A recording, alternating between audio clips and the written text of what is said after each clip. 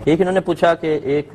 ماں ہے، وہ بچی کو اس کی اسکن پرابلم کی وجہ سے پیمپر وغیرہ نہیں پہنا سکتی ہے، اس کے الرجی ہو جاتی ہے بعض اوقات بچوں کی اسکن کے اندر، تو اب وہ بچی چونکہ پیشاب کرتی ہے تو پھر ماں اس کو صفائی وغیرہ کرتی ہے تو اکثر آلودگی ہو جاتی ہے، کیا حکم شرع ہوگا؟ دیکھیں، ہمارا مشورہ یہ ہے کہ اس طرح کی مائیں کوشش یہ کریں جب بچوں کو صاف کرنے لگیں تو کوئی کپڑا ایسا ایپرن ٹائپ جیسا ہوتا ہے وہ اپنا بنوا لیں، گلے میں سیدھے ڈالیں گی یا ڈوری باندھیں گی، بس ختم، اور ہاتھ سے وہ آستین اوپر کر کے صفائی وغیرہ کریں، پھر ہاتھ دھوئیں، اپنا ایپرن اتار کے رکھ دیں، ناپاک ہوگا تو ایپرن ہوگا، آپ کے ہاتھ وغیرہ ناپاک نہیں ہوں گے۔ اور اگر وہ مطلب ریگزین ٹائپ کا بنوا لیں، ہلکی ریگزینز مل جاتی ہیں، تو جیسے آپ واش بیسن پہ بچے کو دھو رہی ہیں تو وہ بھی چھینٹیں آئیں گی تو ریگزین پہ گر کر زمین تک پہنچ جائیں گی، آپ کے کپڑے آلودہ ہونے سے بچ جائیں گے۔ حتی الامکان کوشش کریں، پھر بھی اگر خدا نخواستہ کوئی دو چار چھینٹیں جسم پر آ گئیں تو اللہ تعالیٰ معاف فرمائے گا، لیکن ایسی کوئی بھی احتیاطی تدبیر اختیار نہ کرنا اور اپنے آپ کو مسلسل آلودہ کر کے پھر رعایت تلاش کرنے کی کوشش کرنا، یہ صحیح نہیں ہوتا ہے۔ اللہ تعالیٰ نے پاکی کو نماز کے لیے شرط قرار دیا ہے، اور اللہ کی ذات وہ ذات ہے جو جانتی ہے قیامت تک کیا کیا معاملات ہوں گے، کیسے بچے پیدا ہوں گے، کیسے مائیں آلودہ ہوں گی، اس کے باوجود پاکی کا حکم قائم رکھا گیا ہے، تو پھر اس کا مطلب ہمیں مکلف بنا دیا گیا ہے، اس کا خیال کریں۔ اور میں گزارش کرتا ہوں کہ بہت سی مائیں جو ہیں وہ بڑی بوڑھیوں سے ذرا مشورہ کریں۔ آج کل لڑکیوں کو علیحدہ رہنے کا بہت زیادہ شوق ہوتا ہے، وہ نہیں چاہتی کہ ساس کی نوک جھونک اور ساس کی ہدایات میں حاصل کروں، شوہر کو لے کے علیحدہ ہو جاتی ہیں، بچے پالنے نہیں آتے، وہ بچوں کو پھر اس طریقے سے مختلف بیماریوں کے اندر مبتلا کرتی ہیں، انہیں یہ نہیں پتا ہوتا بچہ کیوں رو رہا ہے، اسے کس ٹائم دوا دینی ہے، کس ٹائم دودھ پلانا ہے، کس وقت صفائی کرنی ہے، کس بچے کے رونے کی آواز سے ہی جو تجربہ کار عورتیں سمجھ جاتی ہیں کہ اس کو بھوک لگ رہی ہے یا اس نے پیشاب کیا یا اس کو چیونٹی کاٹ رہی ہے۔ اتنی زیرک ہوتی ہیں ماشاءاللہ ہماری بڑی بوڑھیاں، لیکن آج کل کی بچیاں جو ہیں جب خود بہو بنتی ہیں تو چاہتی ہیں کہ ساس یا تو مر جائے یا شوہر مجھے علیحدہ لے کے چلا جائے، لیکن جب خود ساس بنتی ہیں تو پھر یہ چاہتی ہیں کہ بہو میرے انڈر رہے۔ ان چیزوں پہ توجہ کرنے کی بھی ضرورت ہے۔ یہ کہتے ہیں اگر بہت زیادہ منت مان لی ہوں اور یہ بھی یاد نہیں کہ کون کون سی مانی تھو تو کیا حکم ہوگا؟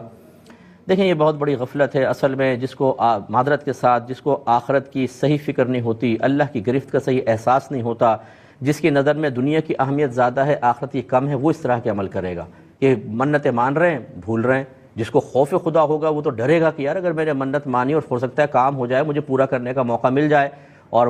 پورا کرنا مجھ پہ واجب اور میں بھول گیا تو گناہگار ہوتا رہوں گا اور آخرت میں اس کا حساب دینا ہوگا۔ اس لیے ہماری گزارش ہے کہ ایسا نہ کریں۔ بہرحال جو بھول گئے اللہ تعالیٰ کی بارگاہ میں توبہ کر لیں، نیکسٹ ٹائم اگر کوئی منت ماننی ہو ایک ڈائری لے لیں، جیسے منت مانے اس کو لکھیں اس میں اور تاریخ بھی نوٹ کر لیں، اور پھر تاکہ آپ کو وہ بعد میں یاد رہے۔ تجوید کی شرعی حیثیت علماء نے واجب کی رکھی ہے کہ واجب ہے کہ قرآن پاک کے صحیح تلفظ کو سیکھا جائے۔ قرآن پاک کے حروف مختلف کے منہ کے مختلف خاص حصوں سے نکلتے ہیں، اور جس جگہ سے کوئی چیز نکلے اس کو مخرج کہتے ہیں، تو صحیح مخارج کے ساتھ اور قواعد کے لحاظ کر کے جب ہم قرآن پڑھتے ہیں تو اس کو تجوید سے قرآن پڑھنا کہتے ہیں۔ جیسے لفظ قل ہے، قل هو اللہ احد، قل کو موٹا پڑھیں گے، کہہ دیجئے کہ اللہ ایک ہے، اور اگر کاف ڈنڈے والے کاف سے اس کو باریکی نہیں پڑھا تو وہ کاف ڈنڈے والا بن جائے گا، اس کا معنی ہوگا معاذ اللہ یوں ہو جائے گا قل هو اللہ احد، کھائیے اللہ ایک ہے، تو یہ الٹا کتنا غلط ترجمہ ہو گیا۔ اس لیے تجوید کا سیکھنا لازم قرار دیا کہ ہر جگہ معنی فاسد نہیں ہوتا، لیکن بعض جگہ جہاں ہوتا ہے وہاں بعض اوقات کفر بھی لازم آ جاتا ہے، اس لیے تجوید کا سیکھنا ضروری ہوتا ہے۔ تو لہٰذا جس نے تجوید نہیں سیکھی اس کو چاہیے کہ فوراً سیکھے۔ سیکھنے کے دوران اس کے نماز میں کوئی غلطی ہو گئی اللہ تعالیٰ معاف فرمائے گا، لیکن اگر بالکل ہی نہ سیکھیں اور نماز میں اس طرح کی کوئی کفری غلطی ہوئی تو قابل گرفت ہوگا۔ نماز پڑھنا، کیونکہ باب الصلاۃ سے نمازیوں کو بلایا جائے گا، اور نماز پڑھنے سے مراد وہ کہ جس کی عادت ہے نماز پڑھنے کی، یہ نہیں کہ کبھی کبھار نماز پڑھ لی۔ بعض اوقات اس طریقے سے لوگ ملتے ہیں، اس طرح کے لوگ ملتے ہیں جو صرف جمعہ پڑھتے ہیں، باقی کوئی نماز نہیں پڑھتے، اور بعض ان کے بھی استاد ہوتے ہیں وہ صرف عید پڑھتے ہیں، جمعہ بھی نہیں پڑھتے، اور جو ان کے استاذ الاساتذہ کہہ لیں آپ ان کو، وہ عید بھی نہیں پڑھتے۔ بہت سے ایسے ہیں جن کو یعنی دل ایسا ان کا سخت ہو چکا ہے پتھر کی طرح، اور باطن نماز سے اتنا بے رغبت ہو گیا کہ اگر آپ نماز کا ذکر کریں تو چڑنا شروع ہو جائیں گے، اور وہ سمجھیں گے کہ نماز پڑھنا بالکل کوئی ایسا بیکار عمل ہے۔ معذاللہ زبان سے نہیں کہتے لیکن کون کرے، اور بوجھ محسوس ہوتا ہے، وضو کروں پھر نماز، وہ ہو ایسا لگے گا جیسے بہت بڑا پہاڑ سر کے اوپر گرنے والا ہے، اور بھئی یہ پہاڑ تو ہم سے برداشت نہیں ہوگا۔ اور انہی کو اگر آپ ابھی کہہ دیں کہ آ جاؤ ذرا تمہیں سینما گھر میں چل رہا ہے، سینما ہال میں ٹکٹ موجود ہے، 3 گھنٹے بیٹھنا ہے، کرکٹ کی آفر کر کے دیکھ لیں، یوٹیوب پر فیس بک پر بیٹھ جائیں تو 2 3 4 گھنٹے بیٹھ جائیں، تھکن کا نام نہیں ہوگا، لیکن اللہ کی بارگاہ میں سر جھکاتے ہوئے تکلیف ہوگی۔ یہ بڑی غلط حرکت ہے۔ میدان محشر میں سزا اور ذلت تو ایک الگ چیز ہے، لیکن یہ حسرت بہت بڑی ہوگی کہ باب الصلاۃ سے پکارا جائے گا، جن کو اللہ نے توفیق دی تھی، اپنی بارگاہ میں سر جھکانے کا موقع فراہم کیا تھا، لیکن انہوں نے اپنی حماقت سے اس موقع کو ضائع کیا، وہ اس وقت بہت زیادہ پچھتا رہے ہوں گے۔ جسے میں کبھی کبھی مثالوں سے سمجھا دیتا ہوں کہ اس لیے ہم حصی مثال دیتے ہیں، زیادہ بہتر سمجھ میں آتا ہے کہ اگر گھر میں کوئی نعمت تقسیم ہو رہی ہے نا، مٹھائی وٹھائی، اور کوئی ایک بھائی باہر وہ دیر سے پہنچے، پتہ چلا جی مٹھائی تقسیم ہو گئی، ختم ہو گئی، وہ اس پر بھی صدمہ اور افسوس کرے گا، یار میرا ایک گلاب جامن نکل گیا۔ اسی طریقے سے اگر کوئی ادارے کے اندر آفر کی جائے کہ بھئی یہ کام کرو گے تو تمہیں بونس مل جائے گا، کوئی پرواہ نہ کرے، بعد میں دوسروں کو بونس مل رہا ہو، اس کو نہ مل رہا ہو، تو بہت زیادہ حسرت محسوس ہوگی۔ تو ایک ہوتا ہے صرف اکیلا کسی شخص کو کسی کام سے محروم کر دینا، دوسرے کو انعام نہ مل رہا ہو، دوسرا سب کو انعام نہ مل رہا ہو، لیکن تیسری صورت جو ہے، یہ دو تو صورتیں بڑی آسان ہیں کہ انسان کے اوپر کہ تھوڑا سا صدمہ ہوگا، لیکن تیسری صورت سب سے زیادہ تکلیف دہ ہے کہ سب کو انعام مل رہا ہو اور وہ محروم ہو۔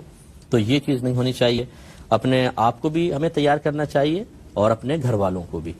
جو مرد حضرات سماعت فرما رہے ہیں، اپنی ازواج کو اٹھائیں وہی فجر کے اندر، ان کو دیگر نمازوں کی پیار محبت سے تلقین کریں۔ اگر بہنیں سماعت فرما رہی ہیں اور شوہر کوتاہی کرتا ہے تو بڑے پیار محبت سے شوہر کو بالکل ایسے راضی کریں جیسے آپ نے کہیں پکنک پوائنٹ پہ جانا ہو، کہیں شاپنگ کرنے جانا ہو، کسی رشتہ دار سے ملنے جانا ہو، نیا سوٹ لینا ہے، شوہر سے پیسے نکلوانے ہیں، تو جیسے ہماری بہنیں پھر خوب مہارت تامہ کا مظاہرہ کرتی ہیں، پیار سے بات کرنا، چائے بنا کے لے آئیں، کھانا مٹھائی سامنے رکھ دی، شوہر بھی حیران ہو جاتا ہے کہ آج اتنا وی آئی پی پروٹوکول کیسے مل رہا ہے، کیا یہ میرا کوئی کمال ہے؟ پھر وہ کہتی ہے نہیں تیرا کمال نہیں، زبان سے نہیں کہتی، یہ میرا ہی کمال ہے، مجھے یہ ضرورت ہے۔ تو یہ جو طریقہ کار ہوتے ہیں کہ بیوی اپنے شوہر کی نفسیات کو اچھا طرح سمجھتی ہے اور پھر اپنے مسائل حل یا اپنا مقصود حاصل کرنے کے لیے اس کو مینٹلی طور پر اس طرح راغب کر دیتی ہے کہ وہ خوش دلی سے اس چیز کے لیے راضی ہو جاتا ہے۔ ایسے ہی نماز کی ادائیگی کے لیے، گناہوں سے بچنے کے لیے اور اپنے بچوں کے لیے اچھا رول ماڈل بننے کے لیے بھی اس کا ذہن بنائیں، یہ بہت ضروری ہے۔ ایک یہ کہتی ہیں کہ میرے کزن ہیں چھوٹے، پہلے ہم لوگ گھروں میں جیسے ہوتے ہیں تو وہ چھوٹے بہن بھائیوں کی طرح تھے، وہ میرے بھائیوں کی طرح تھے، اب وہ بالغ ہو گئے ہیں، تو کیا مجھے ان سے پردہ کرنا ہوگا؟ تو جی بہن بالکل کرنا ہوگا۔ جن سے آپ کی شادی ہو سکتی ہے، یاد رکھیں ان سے آپ کو پردہ کرنا واجب ہے، چاہے ابھی نہ ہو سکتی ہو، بعد میں ہو سکتی ہو، وہ آپ کے لیے نامحرم ہے۔ جیسے بہنوئی کہ جب تک آپ کی بہن ان کے عقد میں ہے آپ ان سے نکاح نہیں کر سکتے، وقتی طور پہ عارضی حرمت ضرور ہے، لیکن اگر آپ کی بہن خدا نخواستہ انتقال کر جاتی ہیں، اب خدا نخواستہ کہنا چاہیے نہیں کہنا چاہیے، میں عرف عام میں کہہ دیتا ہوں، آپ کی بہن انتقال کر جاتی ہیں یا ان کو طلاق ہو جاتی ہے تو بہرحال لڑکی بہنوئی سے نکاح کر سکتی ہے، تو بہنوئی نامحرم ہوا۔ تو اسی طریقے سے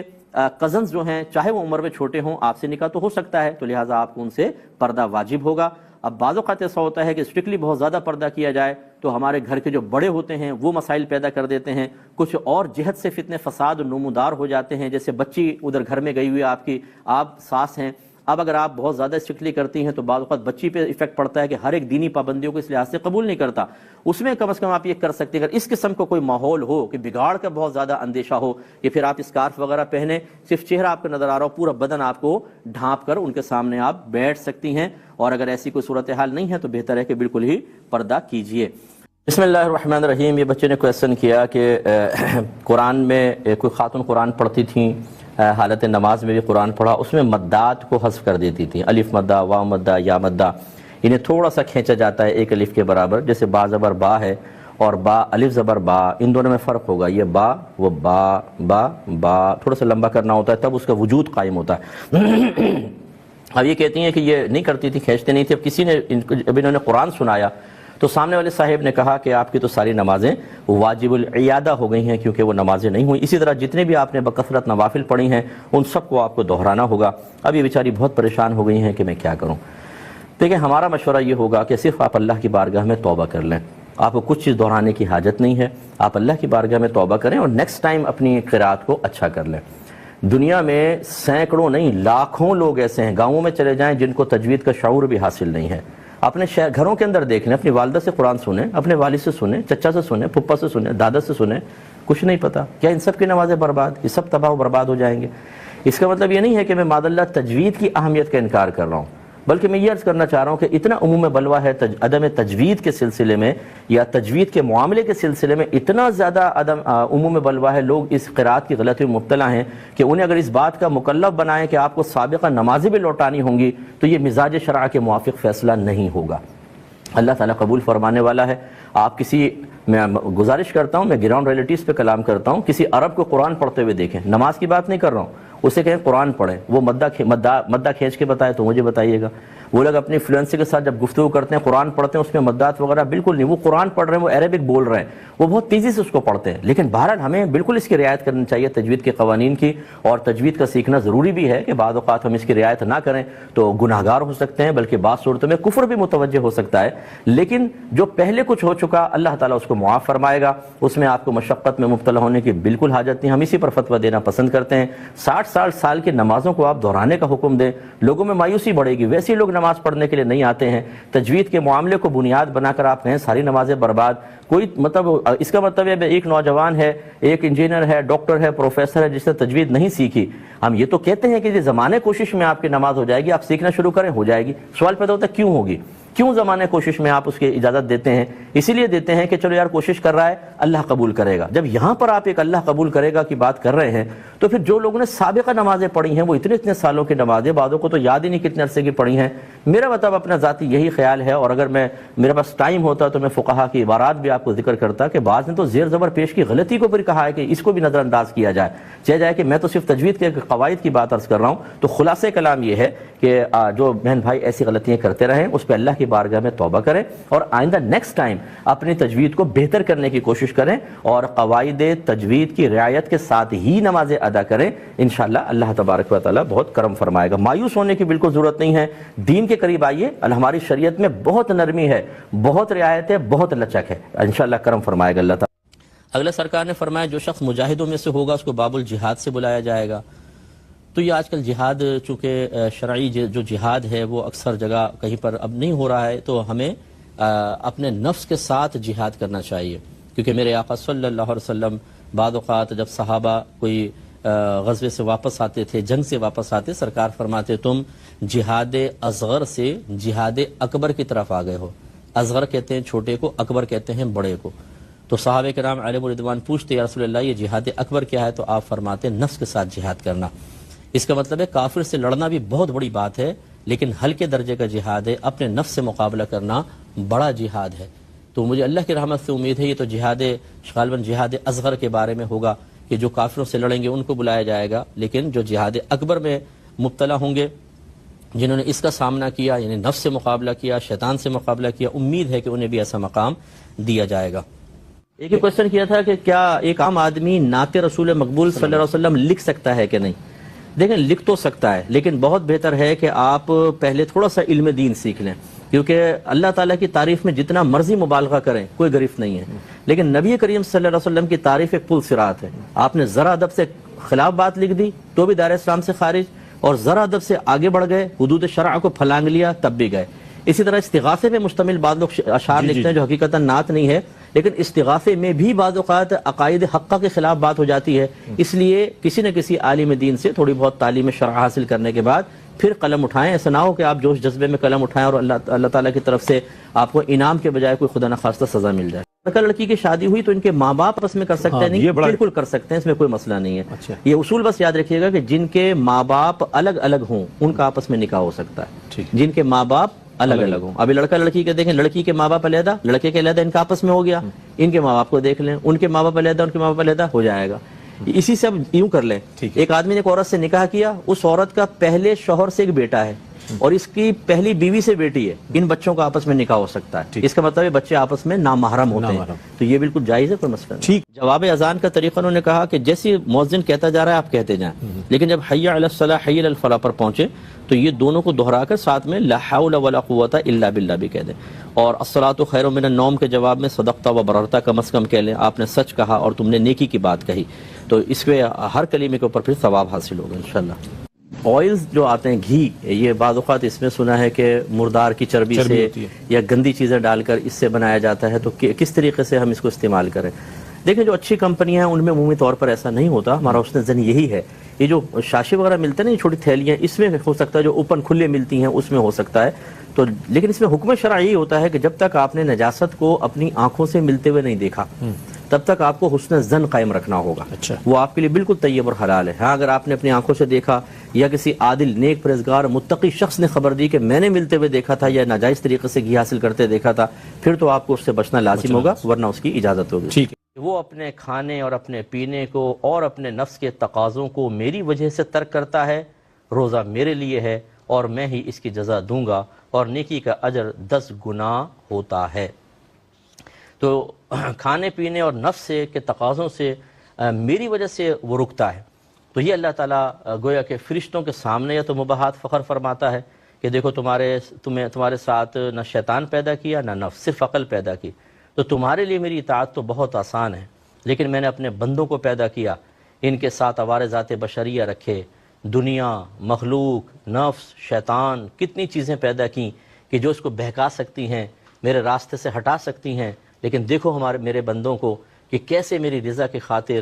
کھانے کو چھوڑ دیا، پینے کو چھوڑ دیا، تقاضائے نفسانی کو ترک کر دیا. یہ ہے ان کا کمال. تو پھر اس کا بدلہ میں دوں گا. تو اللہ تعالیٰ فرماتا ہے کہ روزہ میرے لیے ہے اور میں ہی اس کی جزا دوں گا. تو باقی اعمال کی یہ اس روزے کو خاص اپنے لیے کیوں فرمایا؟ اس لیے کہ یہ بہت ہی مشکل کام ہے کہ انسان اپنے نفس کے تقاضوں کو کچل دے. بہت مشکل کام ہے. تو اس لیے خاص شرف بیان کرنے کے لیے، ہمارا اعزاز بیان کرنے کے لیے ذکر کیا، ورنہ تو ہر عمل اللہ کے لیے ہے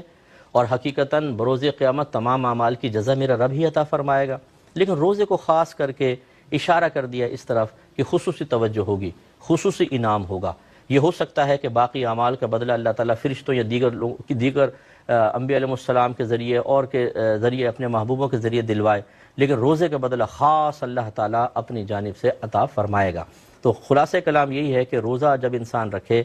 اور تقاضائے شریعت کے مطابق رکھے تو پھر وہ اللہ تعالیٰ کی بارگاہ میں بڑا مقبول ہوتا ہے اور اللہ تعالیٰ اسے دنیا اور آخرت میں بہترین بدلہ عطا فرمائے گا. یہ انہوں نے کہا کہ قضاء عمری کے اگر روزے رکھ رہے ہوں